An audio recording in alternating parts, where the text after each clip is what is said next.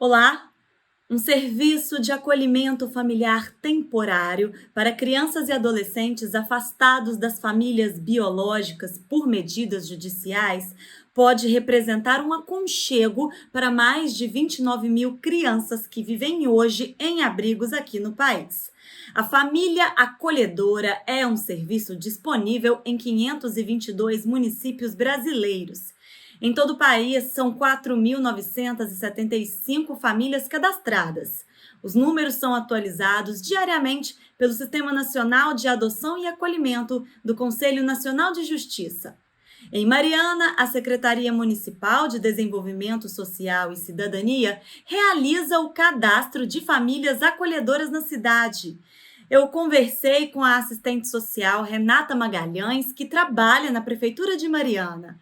Ela explicou como funciona o serviço no município e deu outros detalhes sobre o assunto. A Renata realizou a entrevista de máscara porque estava compartilhando a sala com outras pessoas. Veja. Muito obrigada, Renata, por aceitar o convite da TV UFOP. Eu que agradeço, em nome do serviço aqui da Prefeitura de Mariana, pela oportunidade de falar um pouquinho mais sobre família acolhedora.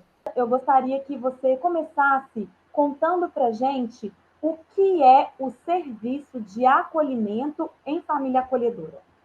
O serviço de acolhimento em família acolhedora, ele é uma alternativa hoje ao que a gente conhece como abrigo.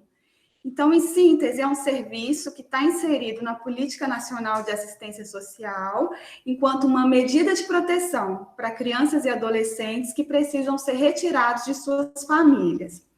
A ideia central é que, em vez dessa criança ou desse adolescente ser encaminhado para a instituição, para o abrigo, ele permaneça temporariamente na casa de uma família acolhedora. E qual é o papel da família acolhedora?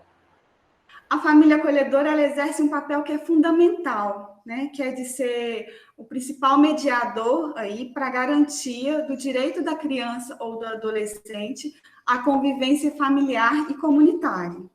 Então, com essa perspectiva, ela vai exercer, então, a principal atribuição ali dos cuidados, né, e da atenção disponibilizado para esse acolhido. Qual é a diferença entre adoção, apadrinhamento e acolhimento? A adoção, ela é, sobretudo, um projeto de vida, né? A gente está falando de um projeto de vida onde a criança ou adolescente, ele passa a integrar a família na condição de filho ou de filha, né? Então, a gente está falando de um projeto que é muito maior, né, e que é definitivo, né? Já o apadrinhamento, ele consiste, né, em estabelecer um atendimento que é mais pontual para aquela criança ou para adolescente. Pontual no sentido assim, de que a criança ou adolescente apadrinhada, ele não mora, né, com os padrinhos. É uma atividade que é exercida concomitante ao acolhimento que é institucional. Então, para clarear um pouquinho, o padrinho, né, ou a madrinha, ele pode possibilitar, né, o acolhido, a convivência por meio de um almoço, né, num domingo, ou às vezes passar o período de férias, né? Proporcionar alguma atividade externa e que, ao mesmo tempo, vem fortalecer o direito na convivência familiar e comunitária daquela criança ou daquele adolescente. No apadrinhamento, a gente preza também por vínculos estáveis, né? Então, a ideia é que o padrinho ou a madrinha, ele passe também por um processo de formação, de capacitação, e que ele se comprometa com o vínculo que está sendo estabelecido com aquela criança ou com aquele adolescente. Já na família acolhedora, a gente está falando de uma função social, né? Então, a pessoa ou a família, ela é convocada a exercer esse papel de cidadão, né? E aí, como que isso vai se dar? Recebendo uma criança ou um adolescente em sua casa e assumindo o compromisso de cuidar, de zelar por aquele acolhido durante o tempo do acolhimento. Então, seriam essas as principais diferenças. E quem é que pode acolher uma criança ou adolescente? Quais são os pré-requisitos? Qualquer pessoa, ela pode se candidatar, né, para exercer essa função de família acolhedora. E aí é que a gente está falando de qualquer arranjo familiar também, né? Não existe nenhuma distinção nesse ponto. Dentre os principais requisitos, a gente tem residir no município de Mariana há mais de 2 anos, né, ser maior de 21 anos. É importante que todo o núcleo familiar tenha consentimento, né, com aquele acolhimento. Então, não adianta só uma pessoa querer, né, a gente precisa que seja um desejo compartilhado por toda a família. E o principal requisito também é não estar inserido no Cadastro Nacional de Adoção e não ter também intenção de adotar. E aí, por que a gente faz essa marcação? Como eu disse, são projetos distintos, né? Ser uma família acolhedora e ter um filho por adoção. Então, a família acolhedora, ela precisa respeitar esse procedimento da adoção que acontece no Poder Judiciário, né? Então, a família acolhedora, ela não pode servir de trampolim para facilitar uma possível adoção, né? Então, por isso que esse é o principal critério, assim, que a gente utiliza no serviço. E quanto tempo a criança ou adolescente permanece com a família acolhedora? A gente trabalha com o tempo que está previsto no ECA, que é o Estatuto da Criança e do Adolescente, e que é um prazo máximo de 18 meses. Porém, o período efetivo de acolhimento a gente não tem como precisar, porque varia de acordo com o caso, né? Então, pode ser que a criança ou adolescente permaneça por 6 meses, por 1 mês, por exemplo, ou que ela alcance, de fato, esse período mais estendido, que é até 1 ano e 6 meses. Vamos falar um pouquinho sobre o processo de reinserção da criança ou adolescente à família. No caso, ela passa pela família acolhedora e depois ela é reinserida novamente em outra família ou na família de origem, não é isso? Explica para a gente para onde que essa criança vai depois que ela passa pela família acolhedora e o que acontece com ela. Então, o principal objetivo do serviço de acolhimento em família acolhedora, em primeiro lugar, é assegurar, né, que essa criança ou esse adolescente possa retornar para a sua família de origem, né? Então, assim, as primeiras ações do serviço, elas vão muito nessa direção, né, de assegurar que seja possível esse retorno. E aí, para isso, a gente vai tentar possibilitar a essa família de origem o acesso, né, aos direitos, e as condições ali para superar aquela violação de direito que aconteceu quando da retirada da criança ou do adolescente, né? Não sendo isso possível, a gente trabalha, então, com a possibilidade da criança ou do adolescente ir para uma família que a gente chama de família extensa ou ampliada. Sempre na perspectiva de tentar assegurar, né, de tentar garantir esse direito de convivência da criança com quem ela já tinha algum tipo de laço, né, algum tipo de vinculação afetiva.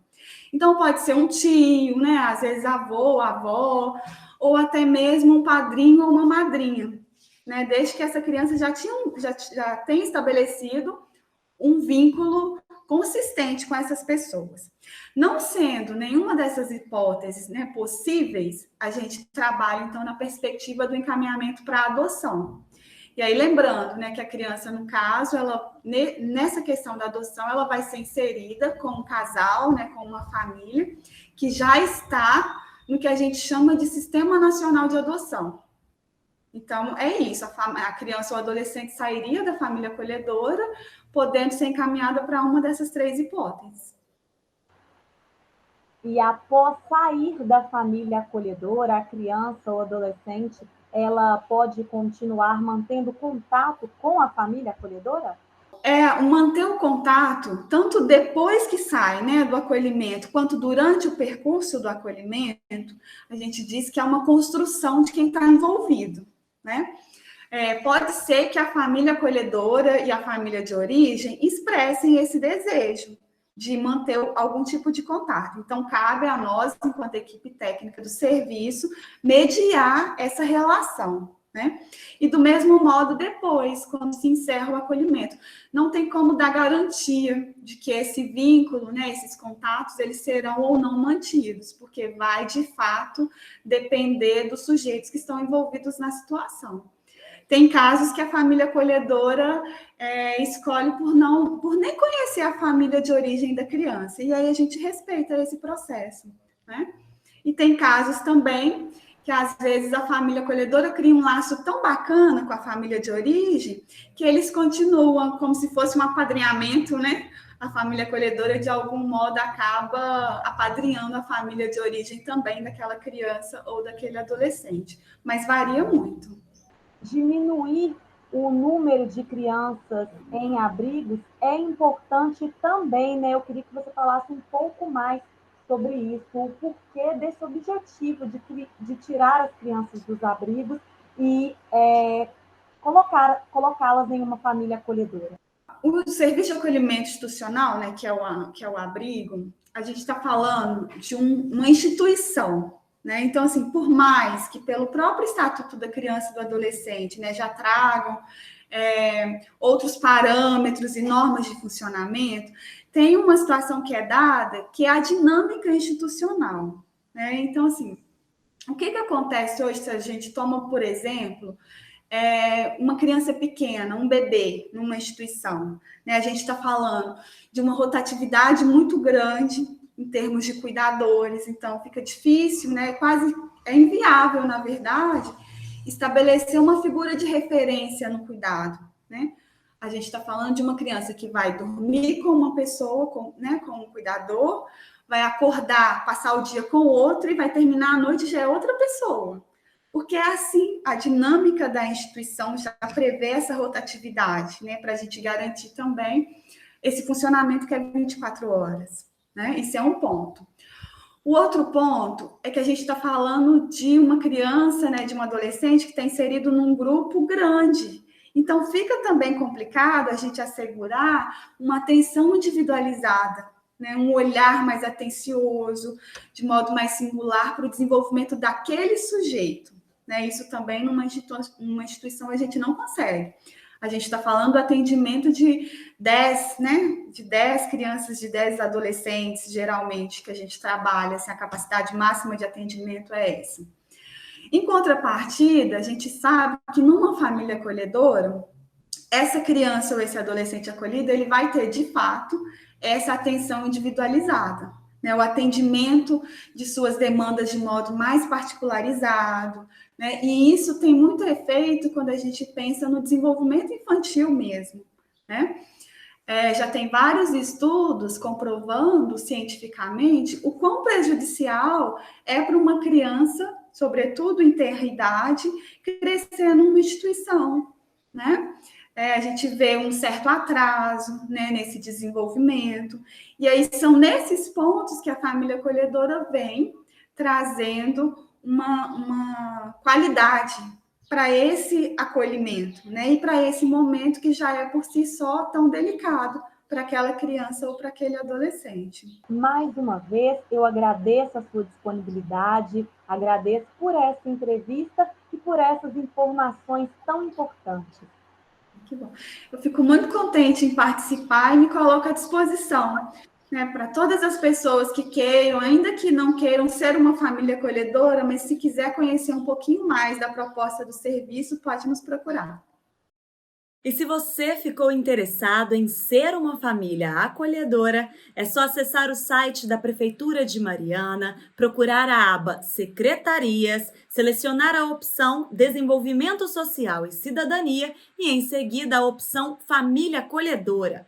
Lá estão disponíveis as informações sobre o serviço, os documentos necessários e a ficha de inscrição.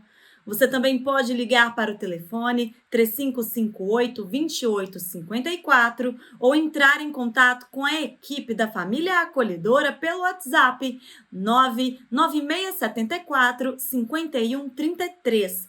O serviço funciona no prédio do Recria Vida, que fica na rua 2 de Outubro, sem número, no bairro Vila Maquiné. E a cidade de Ouro Preto também oferece o serviço de família acolhedora. Para informações é só entrar em contato com a equipe pelo telefone 3559-3369 ou enviar um e-mail para famíliaacolhedora@ouropreto.mg.gov.br. E continue acompanhando a cobertura da TV UFOP em nossos canais na TV ou pela internet. É sempre bom ter a sua companhia.